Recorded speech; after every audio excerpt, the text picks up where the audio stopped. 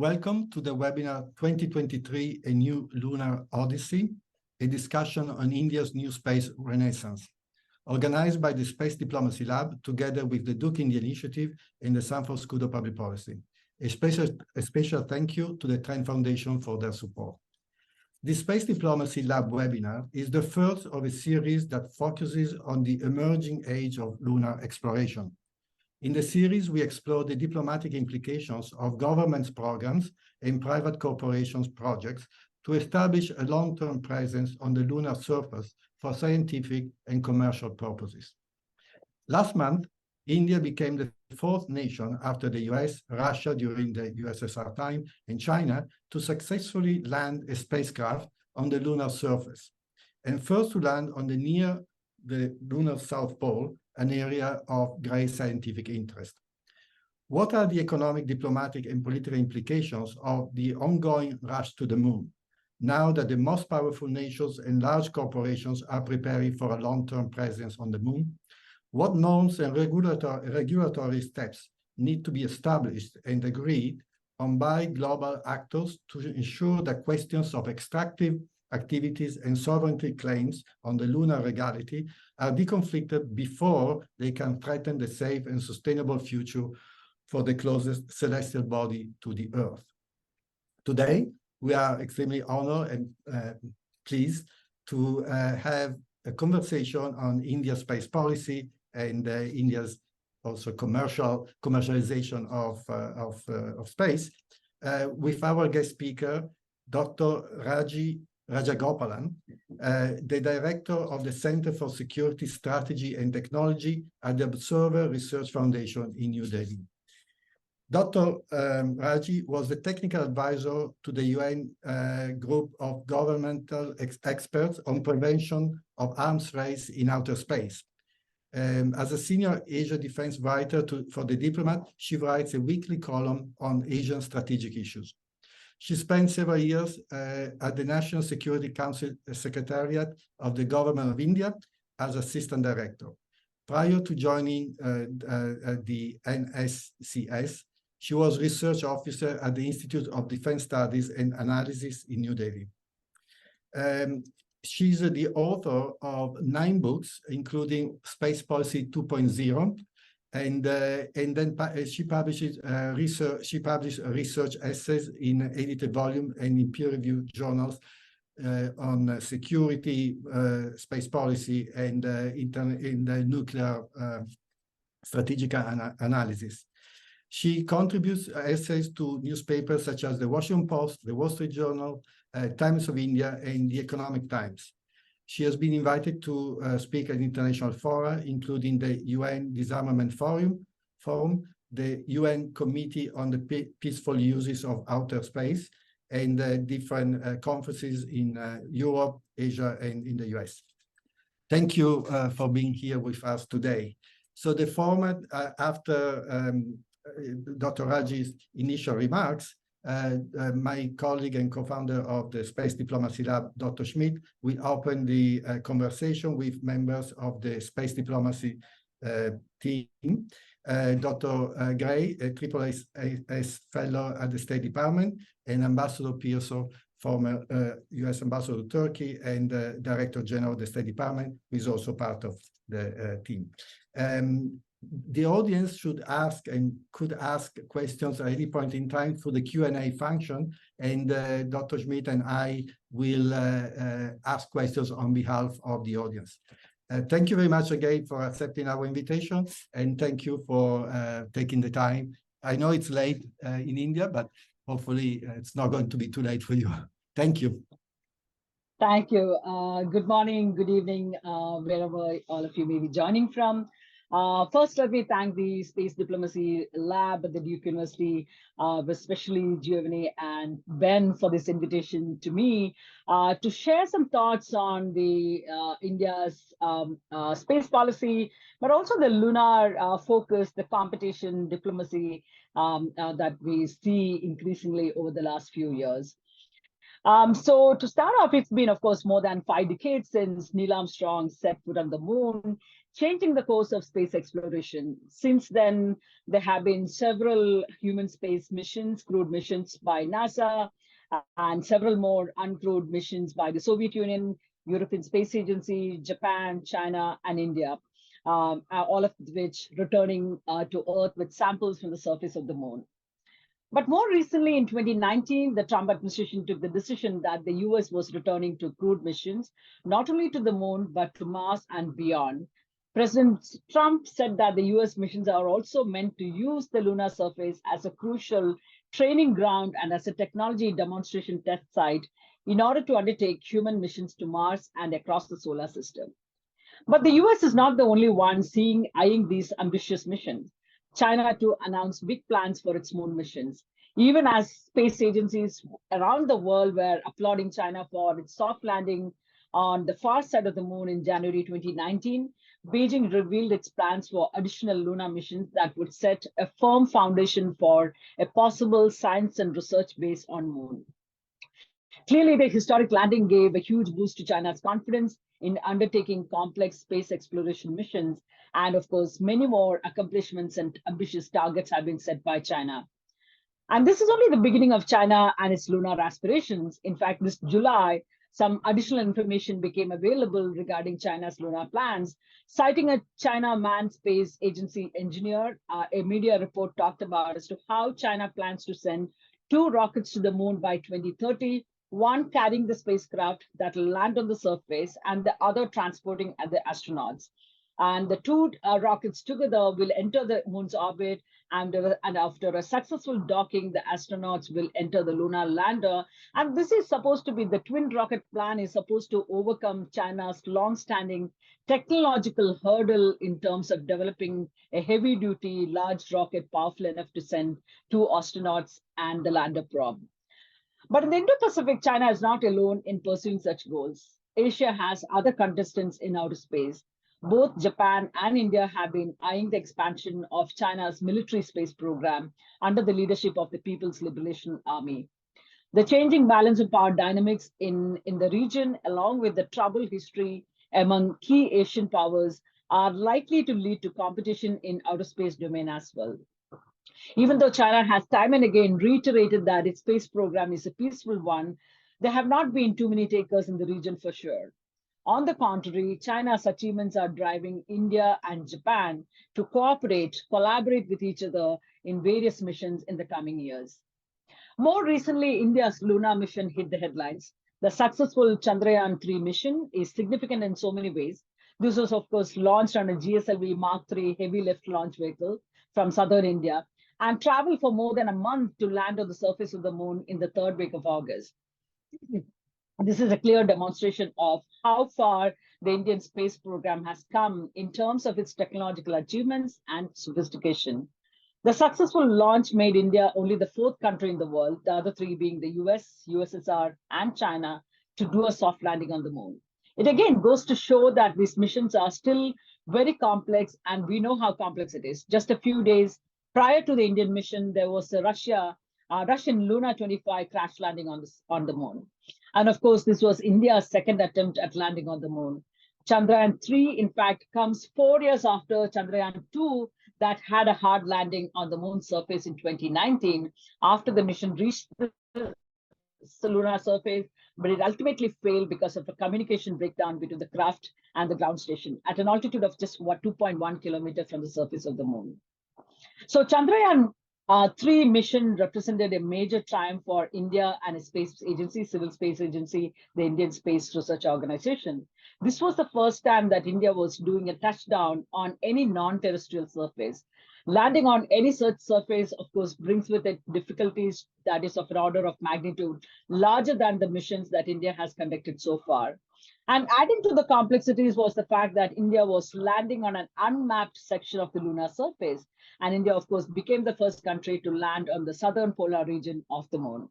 It is significant because India's program had been largely focused on pursuing its developmental agenda through communication and Earth observation satellites.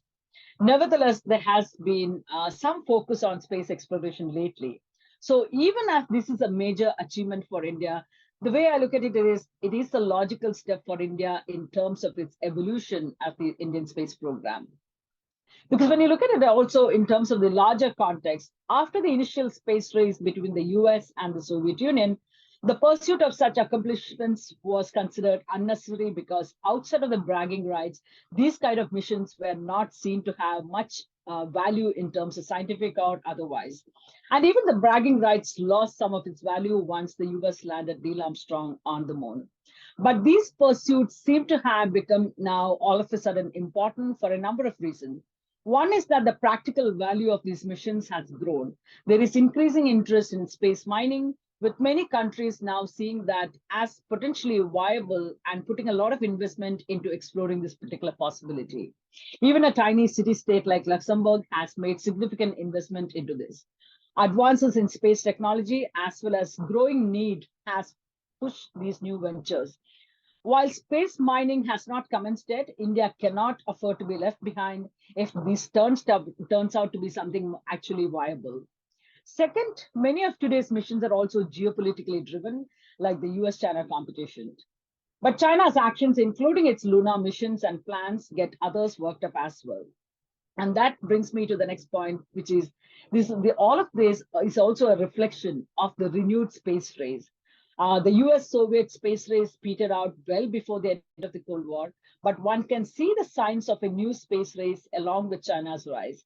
China is, of course, competing with the US and making attempts at matching both American and Russian accomplishments in space, but at least some of its activities in space have been concerning from a space security perspective also to its neighbors.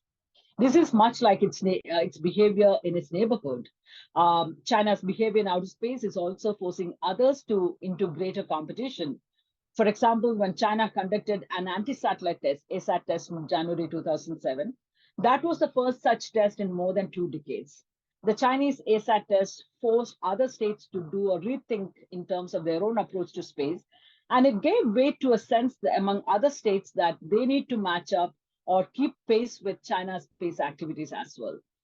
And China's undeniable accomplishments in space also adds to its status.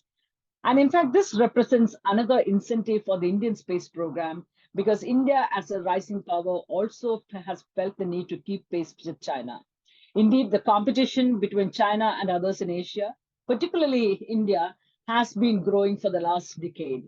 China is, of course, well ahead, but India has scored some achievements, including being the first Asian country to do a successful Mars mission in 2014.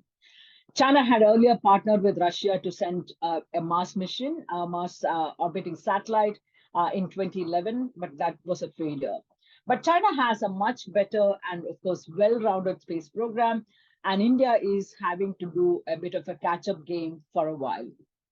And given the kind of competitive dynamics that has become part of all domains, including in outer space, even though the Indian space program is far smaller and less capable than China's, India does want to stay in the race with China's space accomplishments. So space has become yet another domain of great power competition, and India is increasingly partnering with Western powers in the emerging global space race. In fact, during Prime Minister Modi's state visit to the US in June, India signed on to the Artemis Accords, which is a US-led lunar cooperation and governance mechanism. The Artemis Accords are, of course, driven by some of the key principles that are outlined in the Outer Space Treaty of 1967, which is considered the foundational legal instrument that governs outer space activities. And these include peaceful exploration, transparency, interoperability, preserving outer space heritage, preventing harmful interference, safe disposal of space debris, and so on and so forth. And India signing on to the Artemis Accords is a significant sort of a step because it is a departure of sorts if one were to look at how India positioned itself historically. India traditionally preferred to remain unaffiliated when it came to its space programs, though it had received considerable assistance from the US, France, and Soviet Union in the initial years. Also, India's preference historically has been for multilaterally negotiated, legally binding, verifiable agreements as against political agreements such as the Artemis Accords. During Modi's visit, India and the US also reached an agreement for India to send an astronaut to the International Space Station in 2024. Artemis Accords becomes important, especially in the context of how we govern our activities and more. With more countries and industries pursuing lunar missions, there is a need for basic rules governing their activities that will minimize damage as well as evolve a set of good practices that could contribute to responsible behavior during engagement in lunar operations. Nevertheless, developing new governance measures to guide such activities is not going to be an easy issue. As great power competition continues to worsen, and we are unable to develop consensus in terms of regulations or even broad rules of the road, there are a couple of other areas that we still need to work on. One of the essential requirements for safe and sustainable lunar operations is lunar situational awareness. With growing lunar and cislunar activities, space situational awareness and space traffic management, SSA and STM, have become important. Typically, the focus of these two have been in the near Earth region, which is a highly congested region with satellites and space debris. But cislunar SSA and STM are relatively new issues and far from the near Earth realm that we have so far focused on. I would say that I'm somewhat less worried about the SSA and STM because these are technical ways of addressing what is likely to be a crowded and congested lunar space. But what is more challenging and difficult is the politics and the competitive dynamics underlying these activities. Nevertheless, there are important aspects. These are important aspects because even the SSA for the near Earth region has not been comprehensive enough. And many spacefaring powers have only recently begun to have their own space programs. So any stakeholder that has an interest in lunar exploration and cislunar activities must engage in building certain collaborative arrangements to share information about their own activities, their upcoming missions, and any other information that could possibly reduce any harmful interference in lunar sort of engagements. Unless information sharing and development of an SSA is undertaken early on, safe, secure, and sustainable lunar operations will be difficult going forward. The Artemis Accords, of course, have been developed primarily by the US for pushing lunar exploration, but its utility in the broader area of global governance of space is also important. It would be useful to have spacefaring powers agree upon and comply with a common set of principles, guidelines, good practices, which could be greatly beneficial for the safe and sustainable use of space and maintain space as a common heritage for all mankind.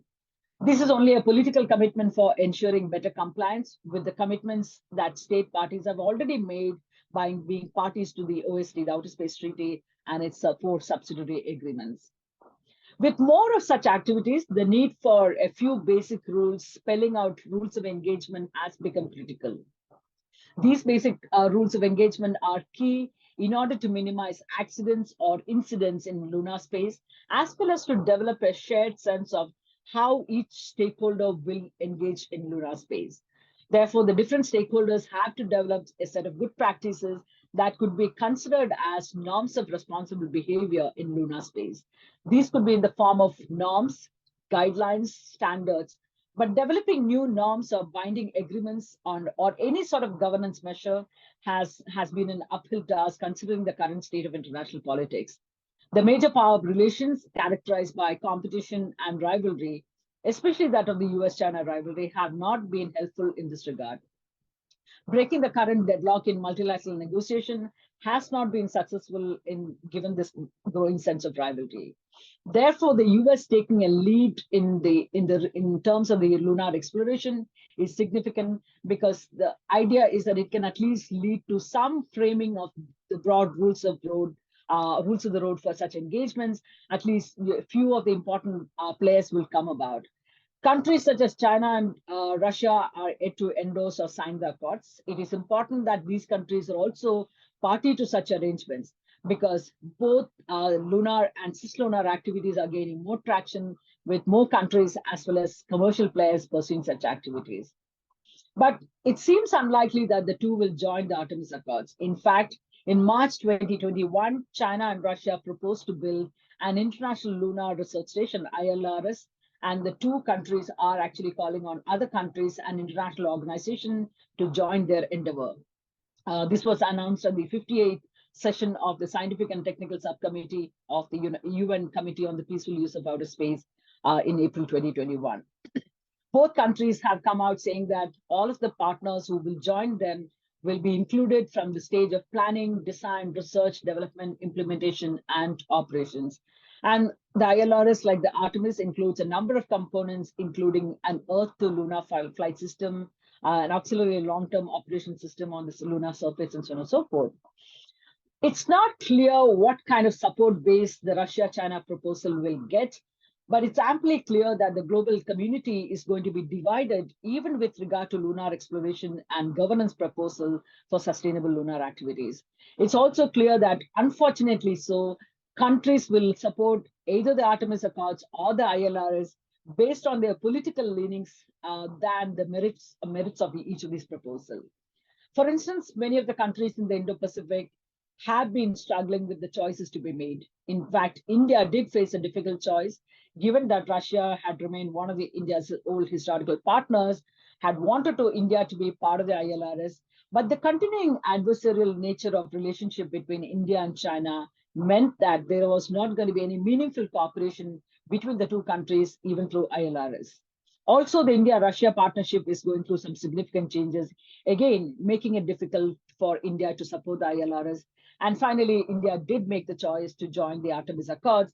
And this is also in line with India's broader security and strategic trends that we see, where there is a closer alignment with the US, as well as the US partners such as Japan, Australia, and so on and so forth. Therefore, we are already seeing the development of a new bipolar competition in space between the US and China. There are strong similarities here with the early Cold War space race between the US and Soviet Union, but there are also some important differences between the two. The most important and obvious difference is that space technology and capability are at a very different level from that when it was in the 1950s and 60s. At that time, it was the monopoly of the two superpowers, but today space technology has spread across to a very large number of countries and also with quite elaborate space programs. Equally, the two powers are no longer capable of doing everything on their own. Therefore, we see not a strict bipolar competition, but a competition between two groups of states with two great powers leading each group. But they're also taking and require significant help from their partners. The US in this regard is somewhat better positioned because it has more allies, and these allies have better technology and resources that they can devote to outer space venture. Of course, both China and Russia also have very advanced space programs, but they don't have very many other allies who can join them in these efforts. It's possible that a few more countries might join Russia and China in this ILRS initiative, but they are unlikely to have the kind of capabilities that the US and its allies will have. So let me conclude by reiterating some of the how the increasing terrestrial competition among the great powers is likely to find its reflection in all kinds of space activities, including lunar exploration and cislunar activities. While an argument could be made that competition could spur further investment and initiatives toward further space exploration, including in the lunar space, I do think that the negative consequences at this point of time from this competition is far more severe than any positive effects. But it's also possible, it's also probably difficult to avoid. And the challenge for the coming decade is trying to figure out how to ensure that this competition does not get out of hand, and to see if, despite the terrestrial competition, great powers and others can find a way to limit its effects on humankind's common challenges in space exploration. I could stop here in case I'm out of that time, but I did also want to touch upon some of the commercial engagement within the Indian space program. If I do have the time, then I can carry on for another. Okay, so that's something that is, again, that is a relatively new phenomena that you're seeing. India still does not have an open space program, space policy, a comprehensive space policy. In April this year, the Indian Cabinet Committee on Security approved a space policy, but the Indian space policy of 2023 is still limited in some sense to looking at how to engage the private sector. And I think that's the primary kind of outline of the policy. It clarifies the role and responsibilities of the ISRO, the Indian Space Research Organization, along with some of the other institutions that have been put into place in order to strengthen the private sector engagement, such as the New Space India Limited, NSIL, and the Indian National Space Promotion and Authorization Center in space, as well as that of the private sector in terms of strengthening the private sector engagement for India's space program. The space policy opens up the new Indian space sector, providing a clear place for the private sector to play an active role in augmenting the development as well as the competitiveness of the Indian space program. So that's a primary role in this. And one of the key policy aspects in this is the clear outlining of the roles and responsibilities of the different institutional arrangements within India's space program, India's Department of Space, like the ISRO, NSIL in space, how and what kind of specific role it can play in terms of bringing in the private sector as a capable partner in a sense. The new space policy is meant to enhance the overall ISRO's mission with the greater participation from non-government entities, including academia, research community, as well as startups and industry. But the fact is that it is still as very, despite seeing the many benefits that come from this, as well as the political leadership in the country, making clear articulations about the private sector involvement. I'm somewhat skeptical because ISRO's response has been fairly slow. It is changing for sure, but it's still not exactly excited about the private sector engagement. Space technologies are increasingly developed by the private sector. This phenomena has, in a sense, spread from the Western capitalist societies to India. It is, of course, not as large as the US or Chinese private sector, space sector, but India's private sector, largely based around two cities in southern India, Bangalore and Hyderabad, has grown over the last decade. In fact, India's space establishment has been slow to acknowledge these changes, but I think this appears to be changing with the establishment of some of this new institutional setup that I talked about. These are meant to help create a level playing field for private companies and enable them to play a more determining role in India's space program. This is the role of the InSpace, for instance, is seen as a bridging agency between the ISRO and the private sector that could, in fact, change the nature of engagement between the two. And I think the change is a result of both, one, the availability of the private sector, so a huge amount of talent outside the Indian establishment, but also the growing demands on the ISRO. And ISRO alone is not able to manage the growing set of demands. So therefore, the smaller startup and private sector actors have tended to get a more slightly larger share of some of the programs and projects and so on and so forth from ISRO. And smaller setups like the new space and enterprises, or even small and medium enterprises, tend to be far more nimble and effective in developing niche technologies than the ISRO has been. And along with this, the ISRO has also now licensed one of its traditional launch vehicles, the Polar Satellite Launch Vehicle, which is considered as the workhorse of the ISRO, to be manufactured and operated by the private sector. Again, this has been a decision initially taken almost like 20 years ago, but it is still something that still has not been completely operationalized. So even when a political decision has been taken something like 2 decades ago, it is operationalizing that decision has taken more than two decades. And that is a serious problem when it comes to India's, the way it is able to embrace the private sector engagement. In one of the other most recent decisions, the Department of Space planned to transfer the manufacturing of two of its rockets. One is the GSLV, the Geosynchronous Satellite Launch Vehicle Mark III, and the Small Satellite Launch Vehicle, entirely to industry partners from maybe, they haven't put out a clear timeline, but sometime hopefully soon, in a sense. So there are a number of industries, big and large industries that have been already contributing to India's space program. But I think the main change that we are looking at is in terms of how the ISRO is able to tap into the small space startups, as well as the small and medium-sized enterprises, in order to maximize the Indian space program, make it much more cost-effective, but also keep up with the changes that are coming about, both in terms of the commercial changes, but also in terms of the security requirements of India's space program. So let me stop here, and I'll be happy to hear your thoughts and questions. Thank you.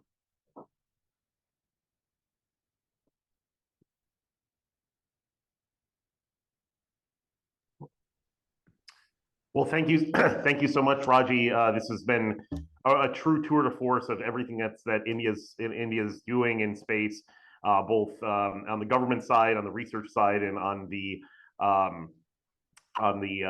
commercial side. And I think it speaks to really what this program, our Space Diplomacy Lab, has been talking about since its inception, which is trying to find a safe and sustainable future for outer space, where you have these competing commercial, governmental, geopolitical, technological, and and other considerations, science considerations, et cetera.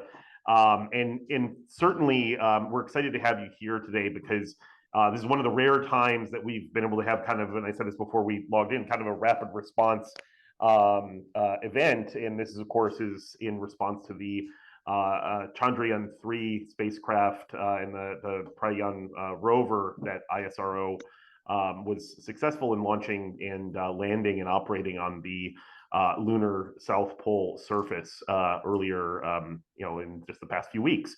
So I guess I want to start. I have a few questions. Definitely want to touch later in the conversation on the commercial role that the Indian private space sector has played and will play in the future. It sounds like there are some similarities and some differences with how ISRO is approaching the commercial sector compared to, for example, NASA or ESA. So that's something we can get to later. I want to ask something that we haven't asked, I think, as directly or maybe as diplomatically, but I will. I'm going to ask it directly in this sense because we saw India join the Artemis Accords in June in a joint ceremony in Washington, just a few months, weeks before the President Biden and Prime Minister Modi meeting at the G20. And you've outlined a number of the geopolitical trends and challenges.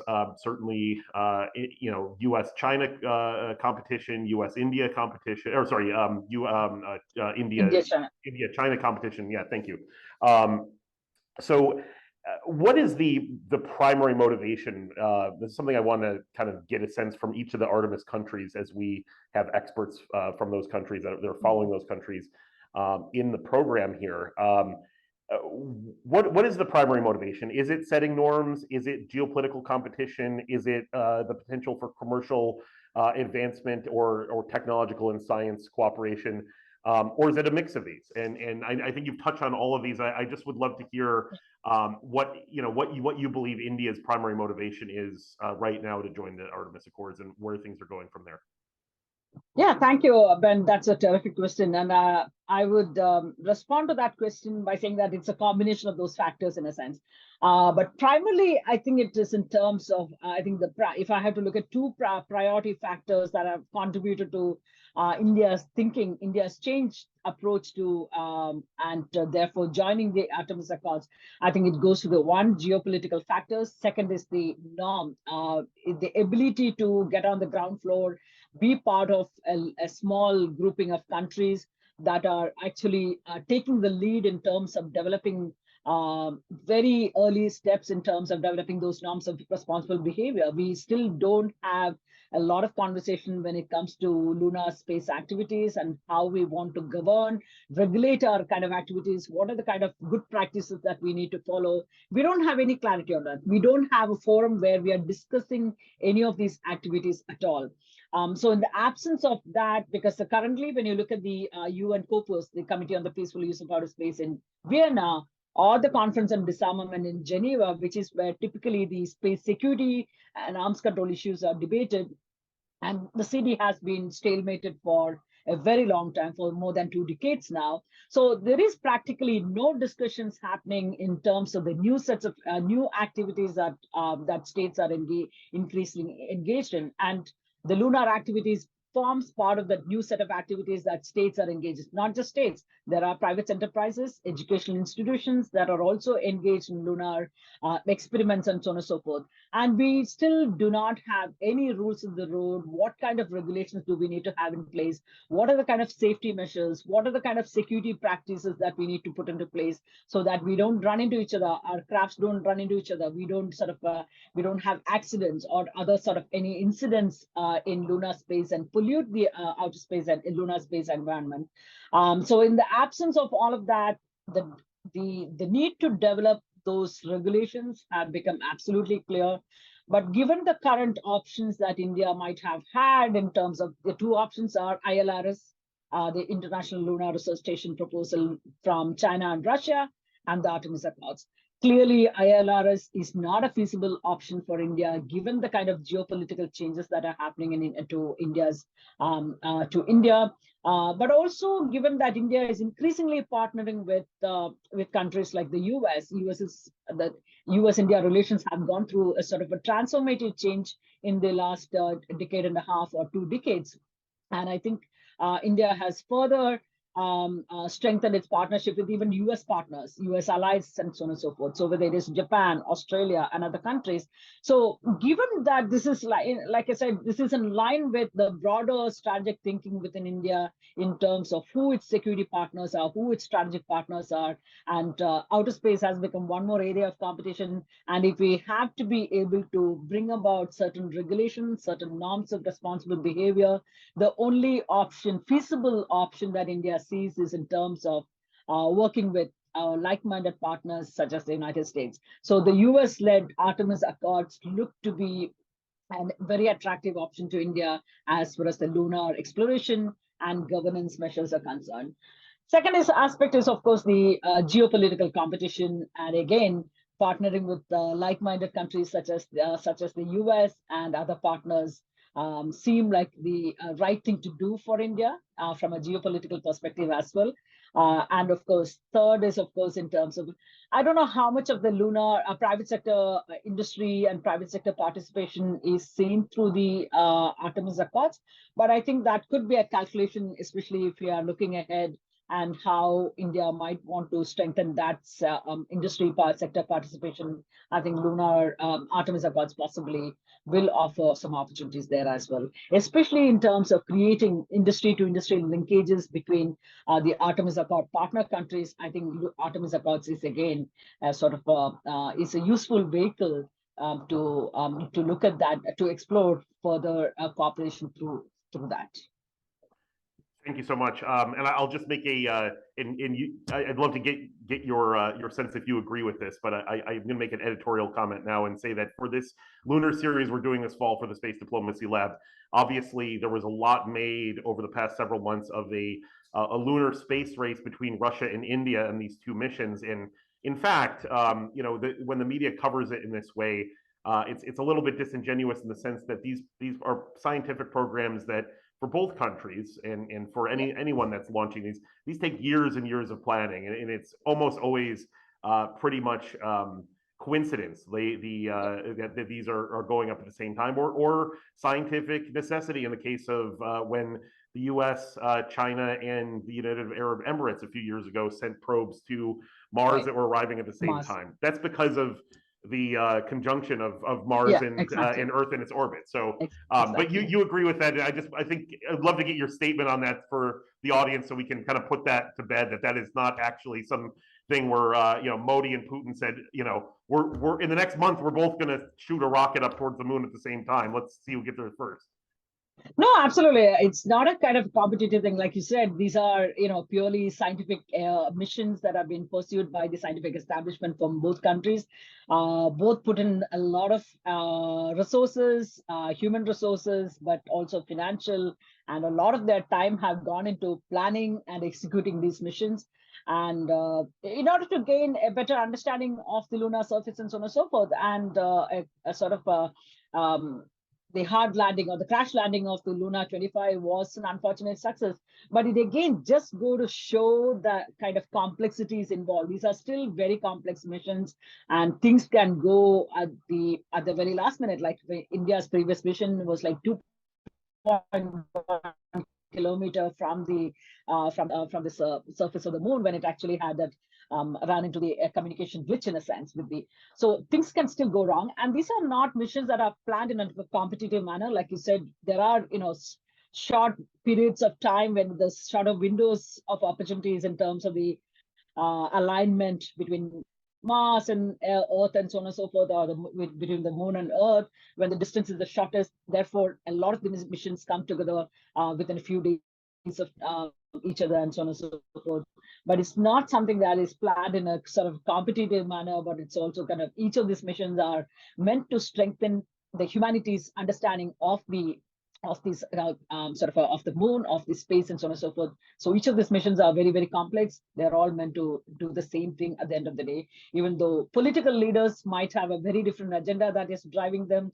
But when it comes to the scientific mission, scientific establishment that is pursuing, from their point of view, it is purely in terms of enhancing their understanding of the space.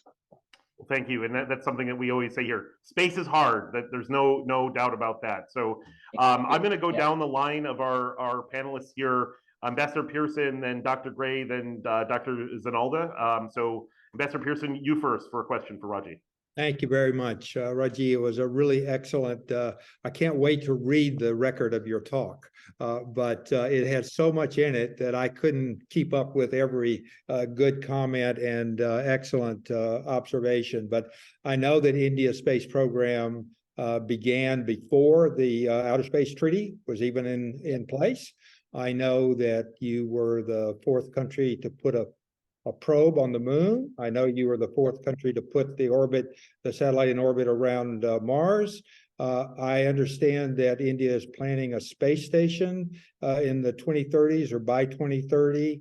And so you are now officially and visibly and in reality one of the core space countries on the globe. When the Outer Space Treaty was negotiated, it was an arms control treaty, as you know, and it was also dealing with an atmosphere and an environment that was largely unfilled. Now, daily activities add to an already complicated process. I see that the U.S. government has now fined the Wall Street Journal for putting space debris. This one I have to figure out. This sounds like a movie. But in any case, I'm glad that they've shown some action. So what I'm asking you is, looking back over the last 500 years of global history, it's not good to have countries competing without restraints for resources anywhere. Yeah. And so we often wait for crises to appear before people realize what could happen. And Dr. Schmidt and I wrote an article some time ago about the possibility of a space summit. So given India's presence in the industry and the issue, and given your historical moral position on these kinds of questions, would you be intrigued by the possibility of helping put together a space summit at a national level, perhaps in the context of the G20 or some other good setting, but to bring national attention to this issue on a global basis, and then pick up some of those wonderful norms that have been discussed in Geneva for 20 years or 30 years and see if we can't begin to put them into practice? Terrific questions, and I think terrific observations and questions. And I think India does have an interest in being seen as a norm shaper, norm developer. And in fact, that was what led to, for instance, in 2011, 2012, when the European Union was putting together the International Code of Conduct for Outer Space Activities. The 27 countries together, they formulated this particular document and expected that the whole, the global community will come together and endorse that code of conduct without any problem. Many countries, including India, took objected to that, saying that the European Union cannot really come to dictate as to how the outer space should be governed. We should all be consulted. We should all be part of those conversations before this is thrown down our throats, in a sense. So I think at that point of time also, I think the point India was trying to make was that we need to be part of this conversation. We need to be part of the development of the norms rather than being given something to for us to sign on to and be done with it kind of thing. So I think there is an interest, especially the Modi government has shown a certain amount of inclination to take a leadership role in terms of developing these norms of responsible behavior, even though responsible behavior is somehow seen as something, India has something actually objected to that term responsible behavior, because the UK government had put together the resolution in the UNGA, and after that the open-ended working group, which just concluded 2022-2023, and it concluded the session just a few weeks ago, the beginning of September. But India was not entirely on board with the concept of responsible behavior, saying that that's a term that can be interpreted in a very subjective fashion, and therefore it had taken certain, it had raised some objections. But the fact is that I think the norm these are simple matters. These are commonsensical things. Not to throw garbage at my neighbor's yard. I think that's a practical, very commonsensical thing to sort of engage in. Or not to tamper with my neighbor's TV antenna. That's again a very commonsensical thing. I shouldn't be. But increasingly looking at the range of the kind of activities that states like Russia or China are increasingly engaged in, it seems like you need to put down these kind of responsible behavior, commonsensical things in a sort of a code of, some sort of a code of conduct, or somewhere have it codified in a document so that, states do understand their responsibility and develop these as a more measure to comply with. So India would have an interest in being part of these conversations, and especially working with the US and other partners, other like-minded partners. I think that's something that is going to have a great. G20 and similar platforms are again something that India will be happy to use. I think the recent G20 summit was a huge success from India's perspective, and the US and other Western, all of India's other partners, new security partners, ensured that India's G20 presidency became a success, and that there was an outcome document, a joint statement and outcome documents from the G20. So other countries like the US has been instrumental in making sure that G20 remains relevant, a body that brings together, and India's role in terms of ability to provide itself as the sort of even echo the voice of the developing countries or the global south and so on and so forth. So the ability to possibly play a bridge role, in a sense, bringing together different voices. I think there are all of those possibilities do exist, and India will be, India, I think, would be quite happy to take that role and have a space summit held sooner than later. But I think that's something that is within the realm of possibilities. And I think increasingly we need to talk about how and what are those kind of behavior that is required to be maintained if we have to be able to have safe, secure, and continued access to space. Because continued access to space, we take it for granted. But I think sooner than later, if we continue the current trends in terms of the weaponization of space, I think our access to space is not a guarantee. It's not a given thing. So we need more conversations. We need to have those conversations debating and codifying, our ability to codify these kind of responsible behavior. I think that's very essential at this point of time. Well, thank you very much for your comments, and I hope that these kinds of things do create a sense around the world of the importance of actually creating something more binding and more acceptable out of the great work that's been done in Geneva and elsewhere, including in India. Thank you so much. Yeah, this whole, if I can just add on to that, the whole debate and the point of difference is mainly between one group of states arguing that you need to have legally binding mechanism, and that's the only way to kind of go about. Whereas you have another group of states that believe that at this point of time, given the current state of international politics and international security, it is not possible for countries to sign on to legally binding mechanisms, because there is so much of distrust among states that it is difficult to sign on to something legally binding. And therefore, You would agree. Exactly, and therefore we need to start with political agreements such as norms and guidelines, best practices, and so on and so forth as a starting point. And that's my sense also, because at this point of time, you cannot get states to actually sign on to any legal measures. Insisting on that would mean that you are actually putting off negotiation or discussion on this topic at all. Right. Thank you so much. Yeah, absolutely. The stakes for norms are high, and we have a lot of homework to do. So that's definitely something we'll continue to look at. Dr. Gray, over to you. Thank you so much. I would like to pull on the thread a little bit of what you mentioned about the militarization of space. I know that has been a prominent topic in our past discussions, as has been everything around the realm of norms building and treaties.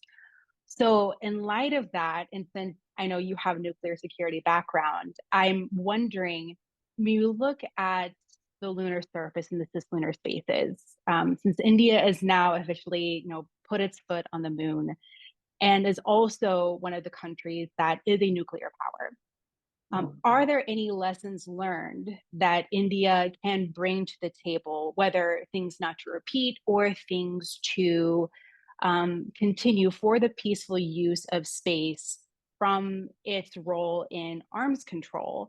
And I believe that's a really important question to answer in specifics to the moon, since we are seeing things like calls from NASA for fission surface power systems and nuclear power on the moon, and also the continuing issue of helium-3 mining on the lunar surface, which is an isotope needed for nuclear fusion. So is there any space, or do you see India being a leader in that conversation, from learning from arms control and applying those lessons from nuclear security in a way that maybe doesn't result in further weaponization of space technology or space environments?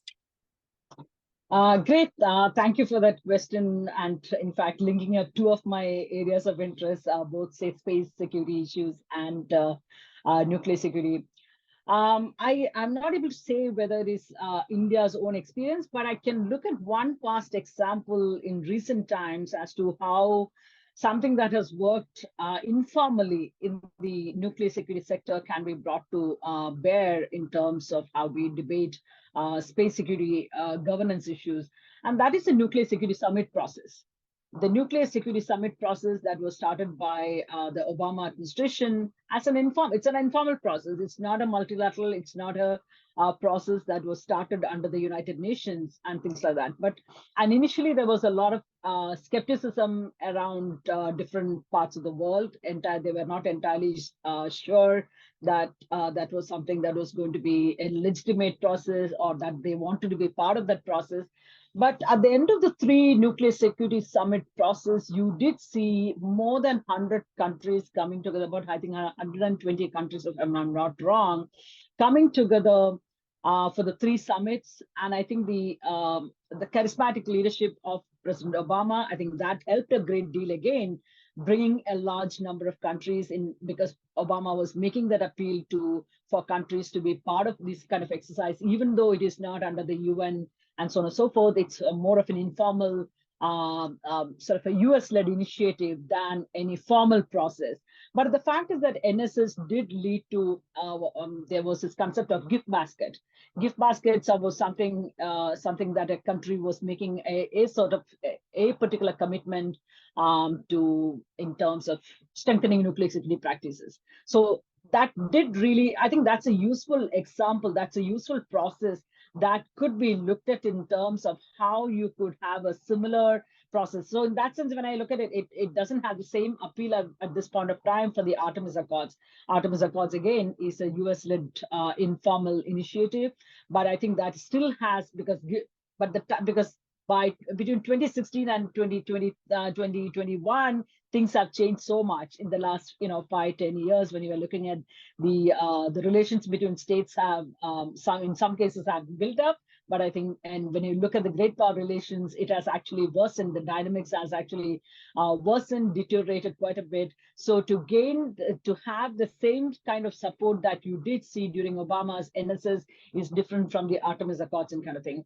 But I think there is still some appeal to that, and also you have the US taking another leadership role with the ASAT test ban, anti-satellite test ban, again, calling upon countries to sort of be part of that initiative so that more and more countries. India has not signed on to it as yet. And hopefully we will get on board sooner than later. But I think in terms of governance measures, I think one of the very useful processes that I see is a nuclear security example, nuclear security summit example, and how if that can be replicated and sort of expanded to kind of bring together a larger number of countries. But the relations with China and Russia we were at a very different place than today. So it is going to be harder. And again, I'm not sure what are we waiting for? Are we waiting for a really major catastrophe to happen, a day without spaces to happen, and then to realize that, maybe we should have worked together to put together some sort of a sort of a framework that would bring about certain regulations in terms of our activities, the kind of activities we engage in. So the great power relations are in such a bad place today that I tend to be somewhat of a pessimist at this point of time, but we still need to work together in terms of if we can replicate from some of the other sectors, like I think to me that nuclear security summit was a useful process that actually brought together more than 100 countries together in terms of looking at how nuclear security process can be strengthened. And the gift basket was a great idea where each country this was again a voluntary practice. Each country was making their own commitment in terms of saying that this is something that they're going to follow within their country, or they were 3 or 4 countries coming together with a gift basket idea. So I think those are a couple of good examples that I look at in the nuclear security sector, and I think that's something that we need to try and replicate in the space governance issue. Thank you. Over to Giovanni. Cool. Thank you. I'm going to pass on my questions since I had the opportunity to talk to you, and now we have the opportunity to talk to you after this. I want to ask questions on behalf of the audience. In particular, there are some students. So Giselle asked, we know that in the US, we see a domination in the private sector with billionaires controlling most of the market. Do we see any similarities between India and the US regarding a monopoly-like environment in the private sector? Sure. I think that's a great question to look at, and I think this has been something that I've been always talking and writing about when you look at the private sector engagement. And I always gave the example of NASA, for instance, because the way the US was leading its space program, but the ability of NASA to work with a range of private sector industries. And yet nobody really doubted that, okay, when it comes to space engagement and so on and so forth, everybody reached out to NASA. It was not the private industries that these countries resolved. Because I think part of the problem in the on the Indian side is that ISRO feels that if we give the private sector a bigger space to work on and engage in the space exploration and other projects, that they would take the limelight and ISRO's importance is going to be diluted and so on and so forth. There's a certain amount of insecurity that continues to work in terms of, because right now the ISRO continues to enjoy the monopoly in terms of them being the sole distributor of all the space capabilities that the state needs, whether it is in terms of its telecommunication requirements, in terms of weather data, in terms of security requirements, in terms of communication, all of that stuff. It is the ISRO that is becoming the provider, and they don't want to share that space with other agencies, other stakeholders, including the state industry players and so on and so forth. But purely because of the compulsions, ISRO is increasingly forced to work with other industry players, so that India is able to deliver on its growing set of requirements. So it is still nowhere near the private sector engagement that the US is engaged in, or nowhere near even the Chinese sort of engagement of the private sector. China, again, was quite late in terms of its engagement with the private sector. But over the last few years, there are something like more than 100 space startups that are engaging the Chinese Space Agency and a Chinese establishment in the space sector. India is nowhere close to that, but India is things are changing slowly. And the current leadership, the ISRO leadership, appears to be a lot more willing and open in terms of private sector engagement.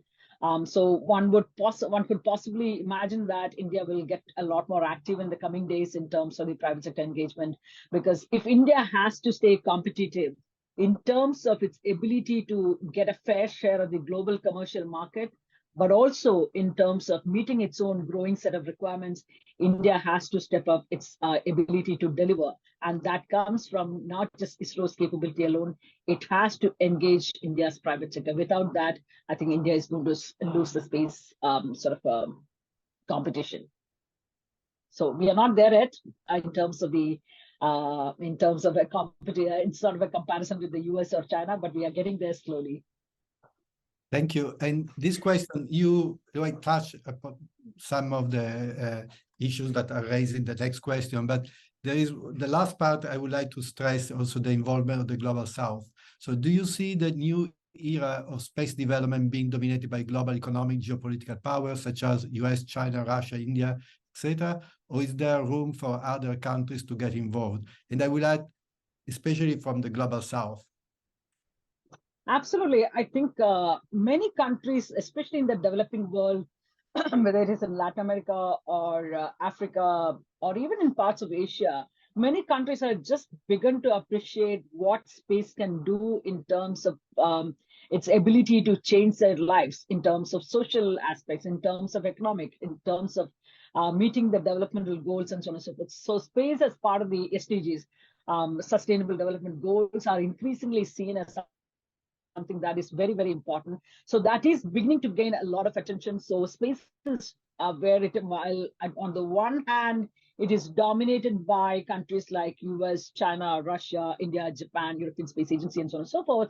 But there is a large number of countries across the developing world from the Global South that have just begun to appreciate what space can do to them in a sense. So these countries are also becoming more and more important.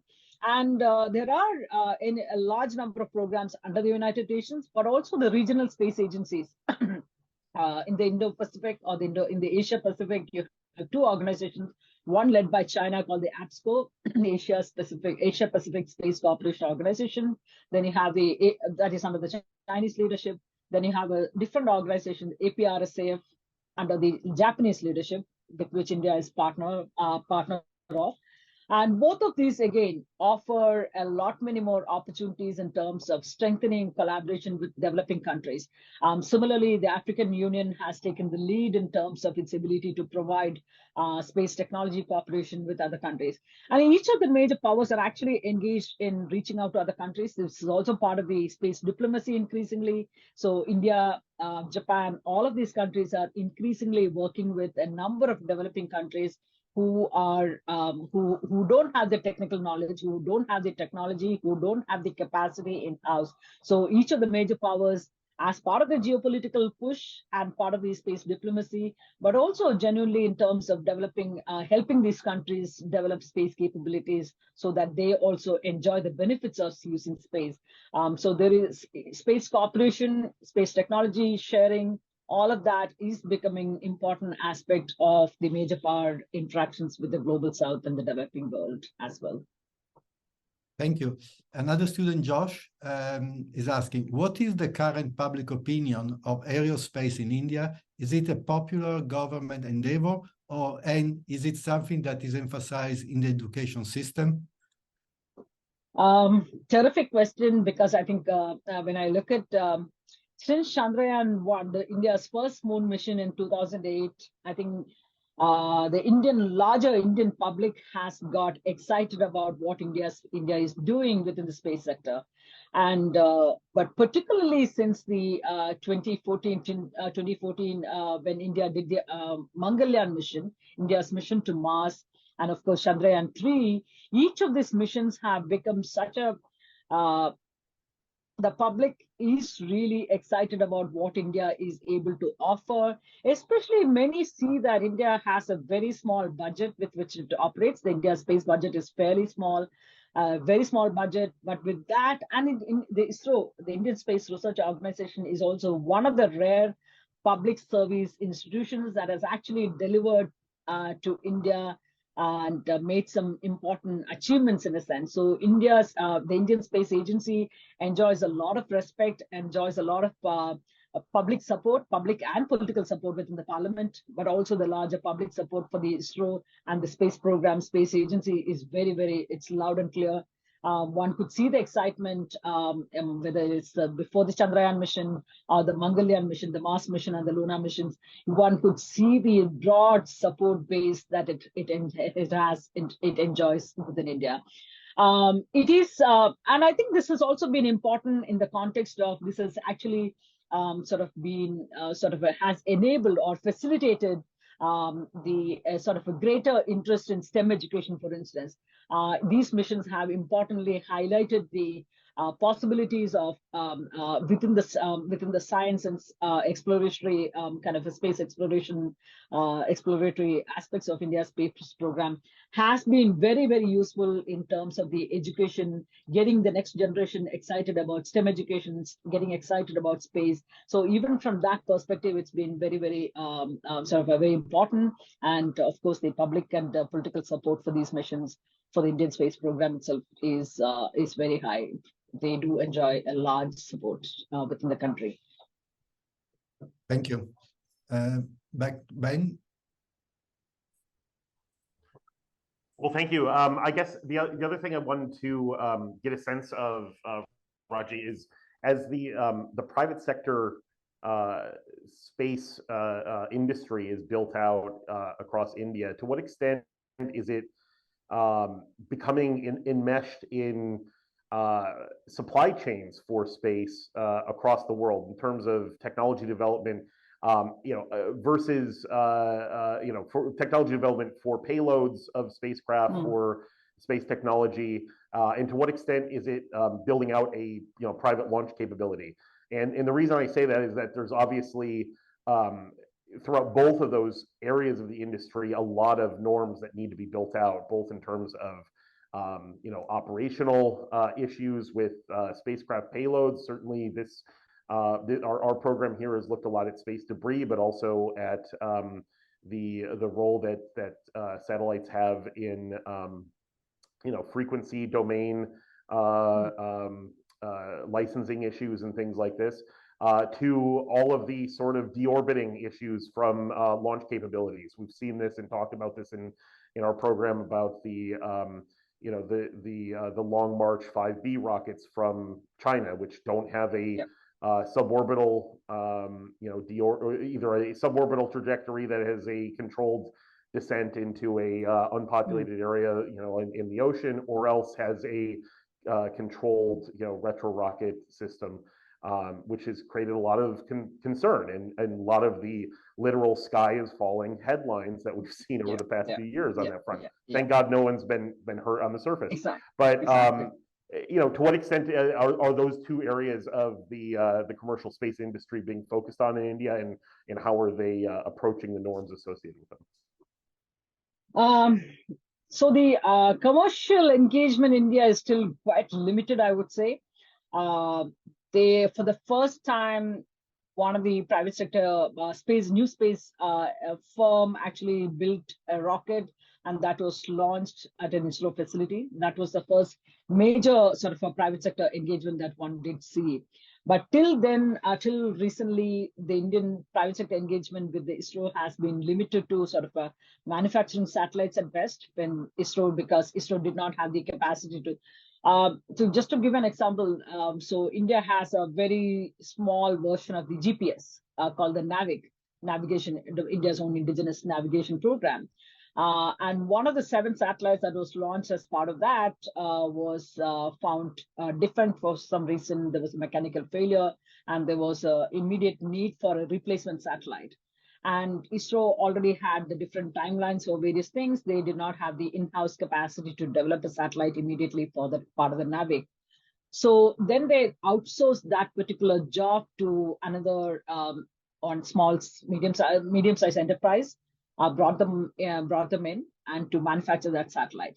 So as of now, the ISRO's engagement with the private sector is quite limited.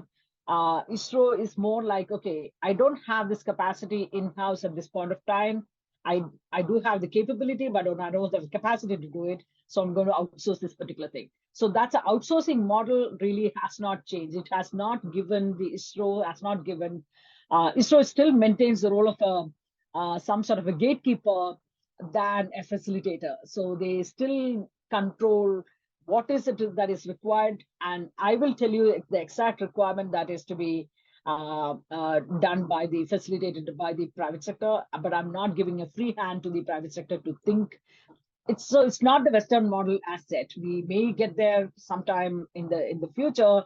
We may have an Elon Musk or sort of something like the OneWeb or things like that kind. But we, as of today, we are still, the ISRO still functions more of a outsourcing model. So the industry does not really have a lot of leeway in terms of developing good practices, in terms of developing its own industry standards, guidelines, and things like that. So their role is seen as quite limited at this point of time. But I think that is likely to change. And like I said, the current leadership appears to be a lot more willing to sort of engage with the private sector. In terms of the sort of controlled re-entry and the norms around such kind of things, I think we are still not really talking about it. ISRO is talking about it, but not the private sector. Private sector, given that they have had a limited role in terms of India's contributing to India's space program, they have not really got into those discussions as said. But you raised another important point in terms of the private sector and how they contribute to the space supply chain in a sense. And again, that's an important aspect that is beginning to, there is a certain amount of conversation that is happening, but we are, again, one is, of course, the recent India-US agreement, I'm just forgetting the title of the agreement that we signed a few months ago in terms of, and it includes a whole range of critical and ISET, the initiative on the critical and emerging technologies, which includes space, as well as a whole range of other technologies and also conventional defense capabilities and kind of things. So that particular ISET has a sort of a clause in terms of how we develop create effective supply chain, more sustainable supply chain using small and medium-sized enterprises between India and US. But also these kind of conversations have begun to happen through other minilateral initiatives such as the Quad, for instance. The Quad has set up several task forces and several working groups to work on many of these aspects. And some of these conversations have also been in terms of controlled re-entry of spacecraft and so on and so forth, which have become an issue, a major issue in the last few years, especially with China's couple of re-entries that have been sort of uncontrolled fashion. So those issues have begun to come up, but more done at the government-to-government level than done by the private sector at this point of time. Great. Well, thank you. And Giovanni, over to you. Sure. This is a question from the audience, which is something you and I have discussed. And one of the reasons, I think, not only this particular attendee is asking the question, but there has been a lot of press in the US about what I'm going to tell you. So how was India able to make its launch so much more cost-effective than other countries, in line with some private sector players like SpaceX? Yeah, that's been an exciting question for a lot of industry watchers. A lot of other foreign countries, foreign agencies have been quite interested to see how does India manage to keep the cost of many of its missions fairly low. But I think over the last 10 years, close to 10 years, when India first launched the Mars mission, especially, there was a lot of comparison done between India's Mangalyaan mission and the NASA's Marvin mission that was happening around the same time, within a few days of each other. And it was an unfair competition because most of the comparisons said, see, look at India's mission, it only cost 1/10 of the NASA mission. And I somehow felt that was an unfair sort of a comparison, because the kind of complexities that were involved in NASA's Marvin mission was the payloads were much larger. The kind of scientific experiments that the NASA mission included was much larger and kind of things. And therefore, the cost was obviously going to be that much greater. whereas India's size of the payload is smaller. And for India, many of these missions, whether it is Chandrayaan-3 or the Mangalyaan mission, each of these missions are more of technology demonstration at this stage. These are in order to validate this technology that India has developed. These are India's first time testing out these technologies and so on and so forth.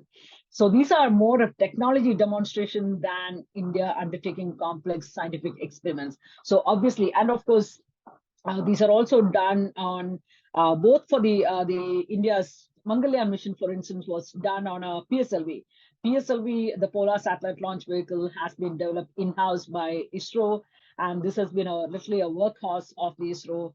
And the PSLV launch cost has always been low, but I think given the fact that we are using our own launch vehicles that have been developed indigenously, again, keeps the cost down.